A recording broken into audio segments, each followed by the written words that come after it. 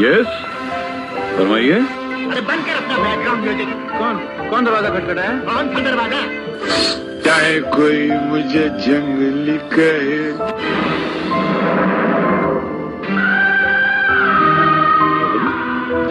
हाँ, देखो, ये है मेरी दौलत। मुझे तो मुफ्त में खाने की आदत पड़ गई है, बाप की कमाई खाने की आदत पड़ गई है। एक बात मेरी भी सुन ले बे, हम गरीब लोग हैं ना, खाली जेब से गरीब होते हैं, दिल से बहुत बड़े होते हैं हम लोग। और ये दौलत वाले साले दिल से गरीब होते हैं, जिनके पास प्यार मोहब्बत नाम की कोई चीज नहीं होती, कोई कदर नहीं करते उसकी। एक सितारा कहीं गुम हो गया, दुनिया को हंसाने वाला दुनिया को रुला गया। दुनिया को हंसाता रहा वो, अक्सर अपनी अदायगी की मिसाल दे गया वो। आखिर जब सांस रुकी उनकी, शान इनको गमे मलाल दे गया वो।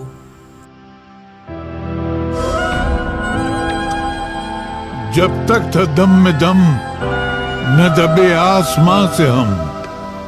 बेदम हुए तो आज जमीने दबा दिया। इस जमी पे हर कोई आसमान नहीं होता। एक्टर तो बहुत हुए, लेकिन हर कोई कादर खान नहीं होता। किसकी कब्र पे रो रहे हो बच्चों? देखो, चारों तरफ देखो, इनमें भी कोई किसी की माँ है, कोई किसी की बहन है, कोई किसी का भाई है। इस शहर खामोशा में मिट्टी के ढेर के नीचे सब दबे पड़े हैं। मौत से किसको रस्तगारी है? आज इनकी तो कल हमारी बारी है। उनके डायलॉग सबसे हटकर असरदार और वजनी होते थे। उनके हर डायलॉग में जिंदगी के बड़े बड़े फलसफे छुपे होते थे। इस डायलॉग के खूबसूरत संवादों को ध्यान में रखकर अनजान साहब ने उससे मिलते जुलते गाने के बोल लिखे और उससे एक खूबसूरत गाने की शक्ल दी। शुरुआत से लेकर फिल्म के एंड तक फिर से कादर खान वाला वही डायलॉग अमिताभ बच्चन जी पर वापस दोहराया गया। मैं तो सिर्फ सिकंदर हूँ विशाल, लेकिन तू मुकद्दर का सिकंदर होगा। मुकद्दर के साथ सिकंदर को जोड़ दिया। पहले लगता था फिल्म की लाइन है, बाद में पता चला असली सिकंदर तो कादर भाई थे। और आखिर में वापस गाने को भी दोहराया गया। मोहम्मद रफ़ी साहब की आवाज़ में जैसे गाने को 4 चांद लग जाते हैं।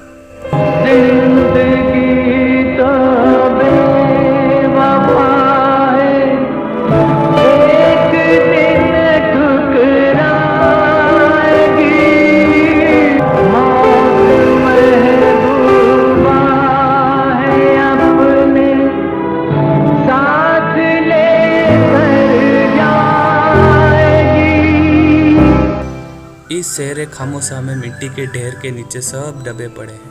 मौत से किसकी रस्तगारी है, आज इनकी तो कल हमारी बारी है। जिंदा है वो लोग जो मौत से टकराते हैं, मुर्दों से बदतर है वो लोग जो मौत से घबराते हैं। पोंछ ले आंसू, दुख को अपना ले, तकदीर तेरे कदमों में होगी और तू मुकद्दर का बादशाह होगा।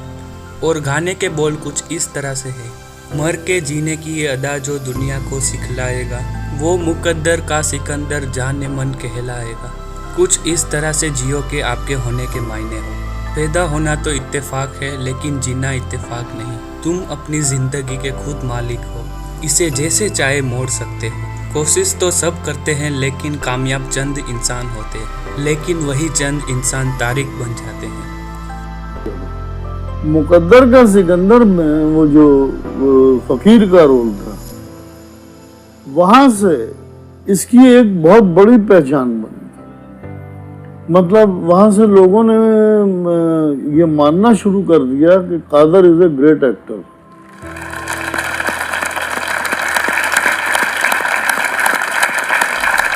अमिताभ जी की बहुत सी फिल्म एक इतिहास है। इसका ज़्यादातर श्रेय कादर खान जी को जाता है। उनके लिखे गए संवाद और वन लाइन्स भी लाजवाब होती थी। फिल्म मुकद्दर का सिकंदर में कब्रिस्तान से फिल्म स्टार्ट करने के लिए डायरेक्टर प्रकाश मेहरा जी को कादर खान जी ने ही कहा था। कब्रिस्तान में रोता हुआ छोटा बच्चा, ये सीन कादर खान जी ने अपने जीवन से प्रेरित होकर यहाँ से फिल्म स्टार्ट करने को कहा था, क्योंकि उस छोटे बच्चे में कादर खान जी को अपना बचपन दिखाई देता था। एक दिन किसी फकीर ने एक बात कही थी, अब जाके दिल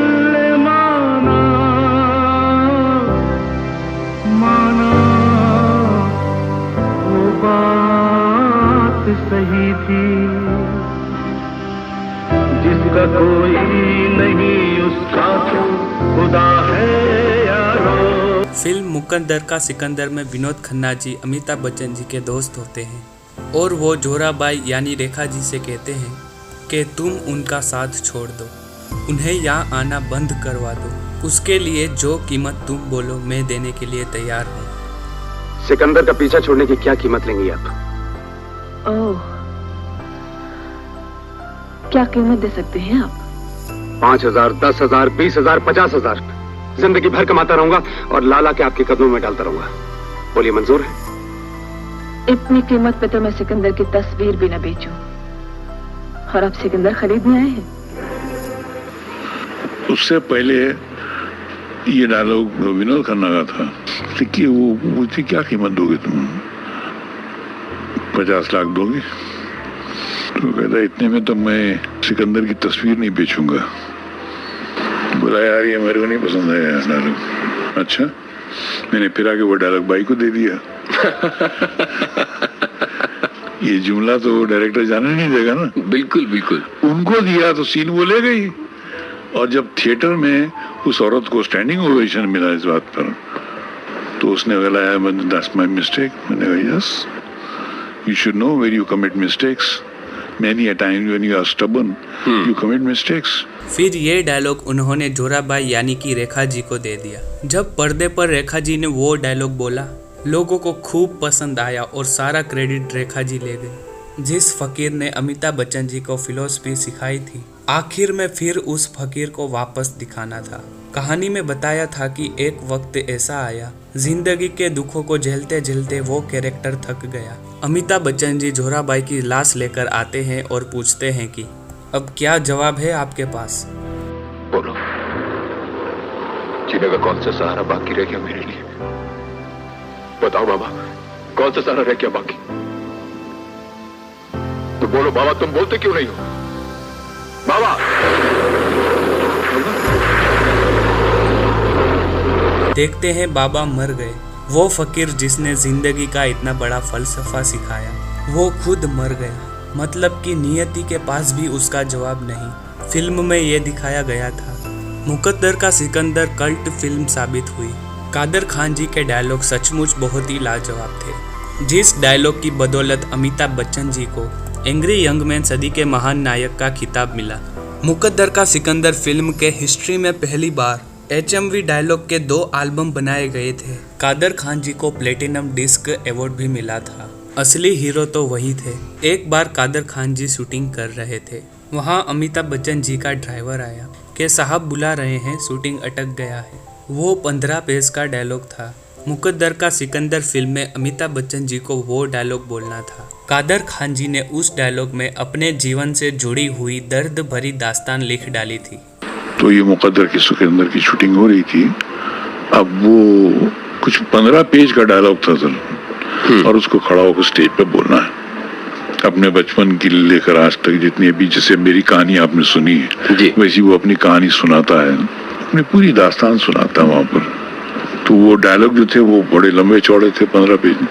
मैंने बोला यार इतने डायलॉग में मर जाऊंगा यार, ये क्या है?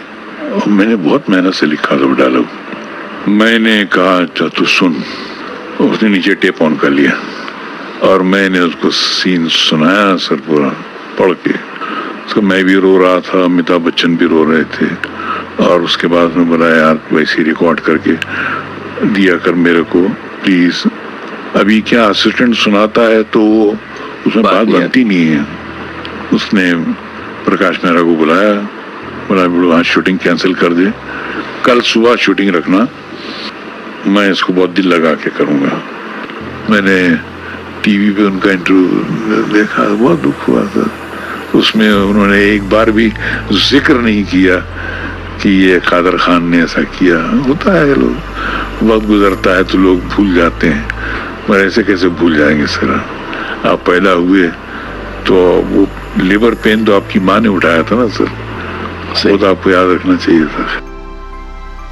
वो बड़ा असरदार सीन था जब इंटरव्यू के दौरान अमिताभ बच्चन जी ने कादर खान जी का नाम एक बार भी नहीं लिया। तब कादर खान जी बहुत ही दुखी हुए थे। उन्होंने कहा था, वक्त गुजरता है तो लोग भूल जाते हैं, मगर ऐसे कैसे भूल जाएंगे? आप पैदा हुए तो रियल पेन तो आपकी माँ ने उठाया था ना सर, इतना तो याद रखना चाहिए था ना। तब कादर खान जी बहुत ज्यादा दुखी हुए थे। आज मैं गुमराह हूँ तो जरा फासला रख मुझसे, कल फिर मशहूर हो जाऊं तो कोई रिश्ता निकाल लेना। वो कहते थे फिल्म इंडस्ट्री बाहर से तो बहुत ही ज्यादा चमकती दमकती हुई नजर आती है, लेकिन अंदर से बहुत ही खोखली और अंधेरी है। यहाँ रिश्ते बनते हैं प्यार और मोहब्बत की वजह से नहीं, ज़रूरत की वजह से। और जब ज़रूरत खत्म हो जाती है तो रिश्ता भी खत्म हो जाता है।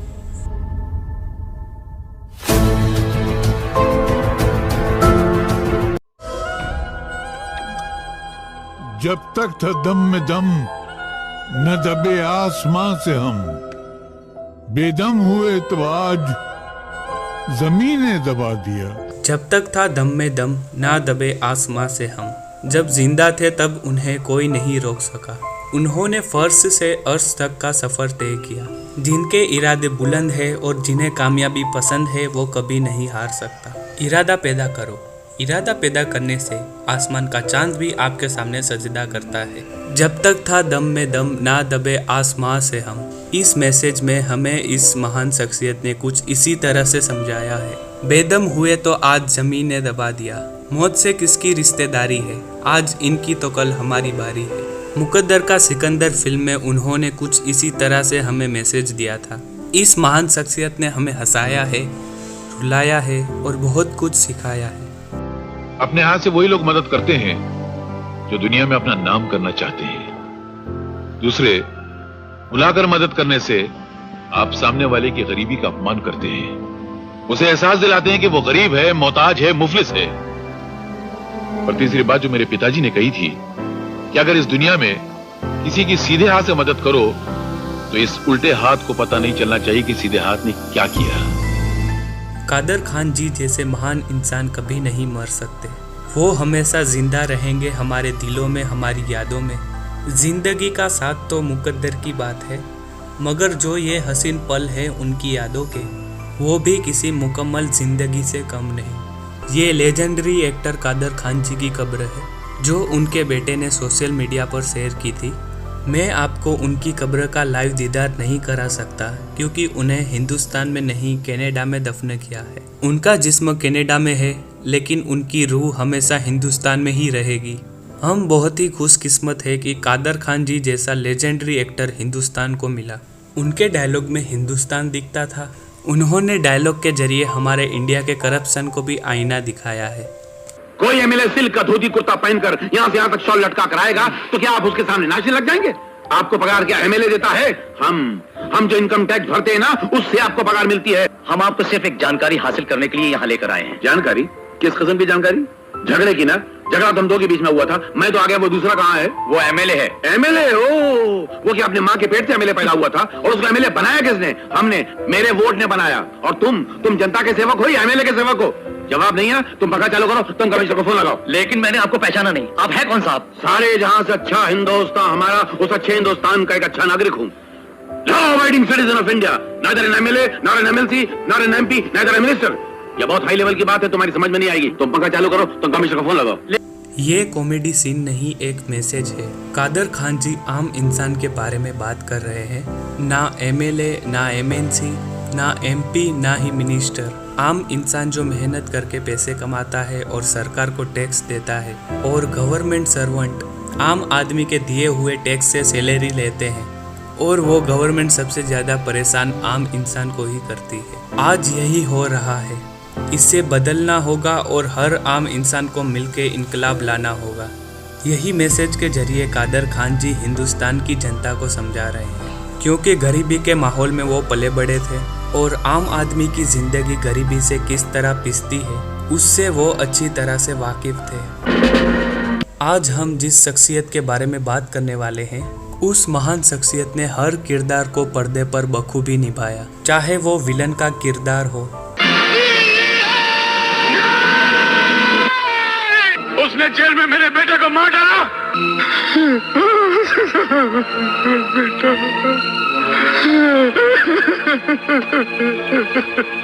दमदार डायलॉग हो। अरे कमसर्फ इंसान, जब उस इंसानियत के मेयार से गिरे हुए इंस्पेक्टर ने अपनी ये घिनौनी तमन्ना जाहिर की थी तो चाकू लेकर उसका पेट फाड़ देना चाहिए था और उसके बाद जहांगीर खान के पास आना चाहिए था।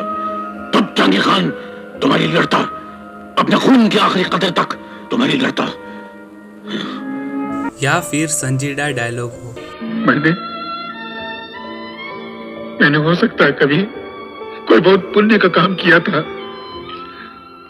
जो भगवान ने मुझे इसी जन्म में मेरे जीते जी ऐसा पोता नसीब किया। या कॉमेडी हो। सुन लो भिखारी, आज तो कल अगर महल की खिड़की की तरफ आंख उठाकर भी देखा तो डायलॉग बड़ा गाचिल रहा यार।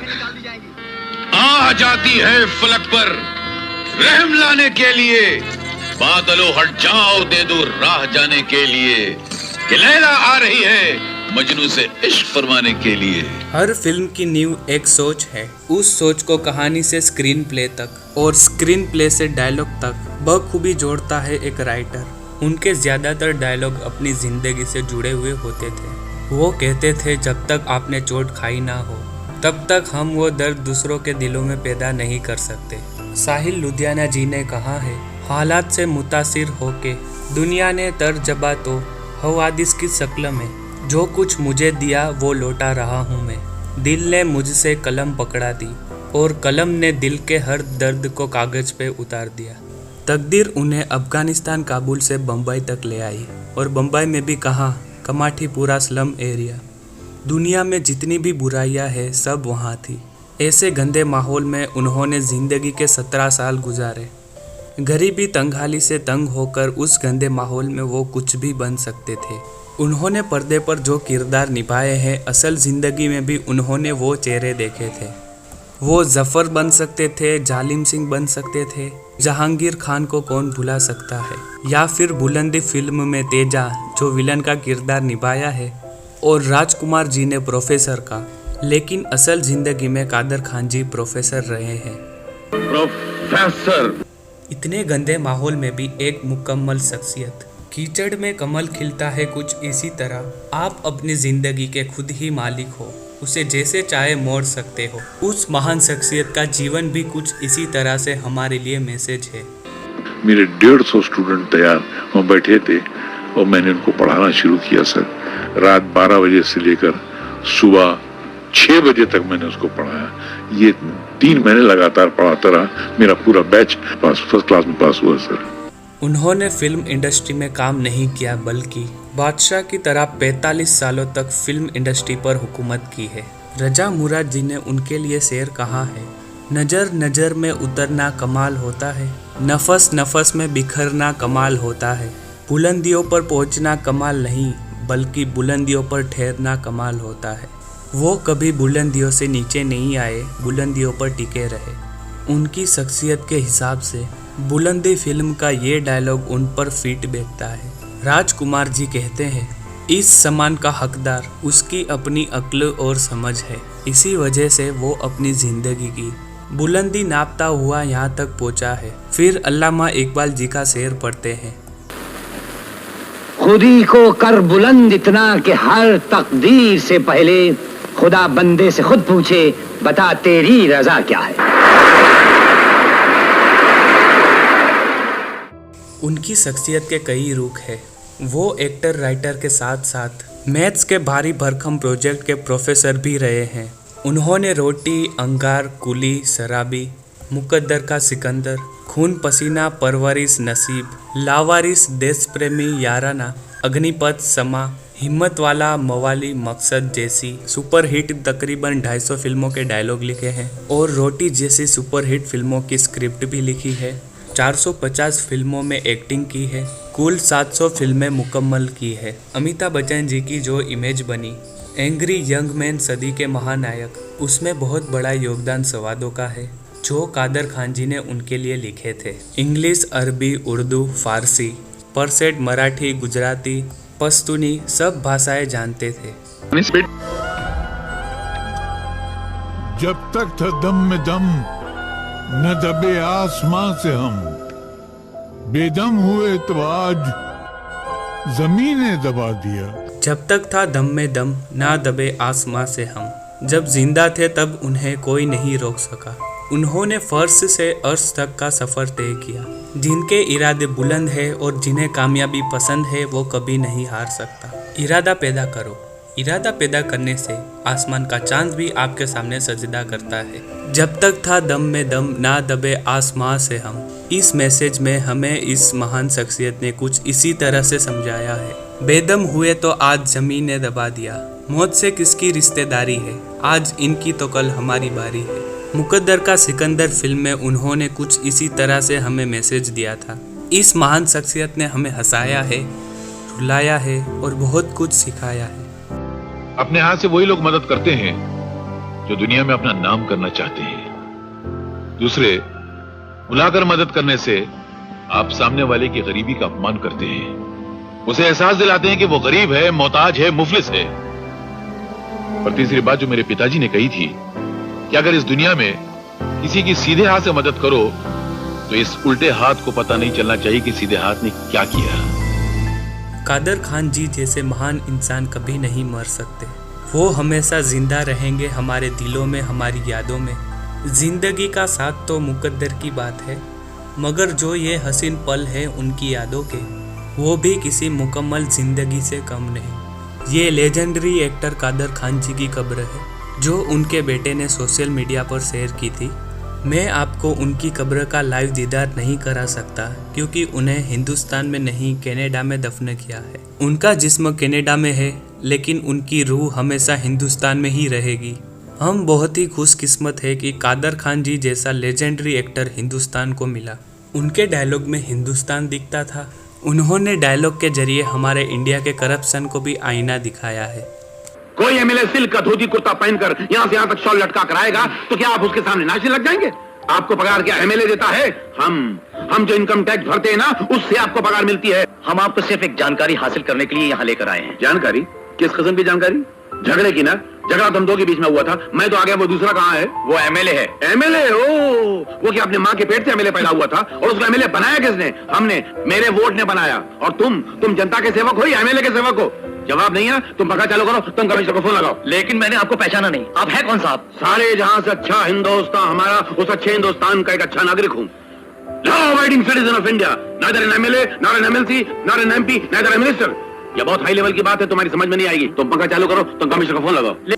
ये कॉमेडी सीन नहीं, एक मैसेज है। कादर खान जी आम इंसान के बारे में बात कर रहे हैं, ना एमएलए, ना एमएनसी, ना एमपी, ना ही मिनिस्टर। आम इंसान जो मेहनत करके पैसे कमाता है और सरकार को टैक्स देता है, और गवर्नमेंट सर्वेंट आम आदमी के दिए हुए टैक्स से सैलरी लेते हैं, और वो गवर्नमेंट सबसे ज़्यादा परेशान आम इंसान को ही करती है। आज यही हो रहा है, इससे बदलना होगा और हर आम इंसान को मिलके इनकलाब लाना होगा।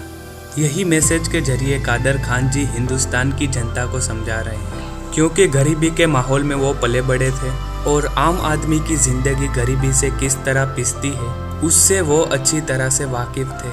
कई एक्टर कहते हैं हमने स्ट्रगल किया है। कादर खान जी की बायोग्राफी से देखना कि स्ट्रगल किसे कहते हैं। इतनी डरावनी और लाचार जिंदगी आपने कहीं नहीं सुनी होगी। मैं के कवाली से कासिम कादरी इस महान शख्सियत की बायोग्राफी बहुत जल्द लाने वाला हूँ। इसे आप जरूर देखना ताकि ऐसी महान हस्ती आज हमारे बीच नहीं है, उनकी यादें आपके जहन में ताज़ा हो जाए। अगर आपको वीडियो पसंद आया हो तो लाइक कीजिए और साथ ही हमारे चैनल को सब्सक्राइब करें और आपके दोस्तों के साथ शेयर करें।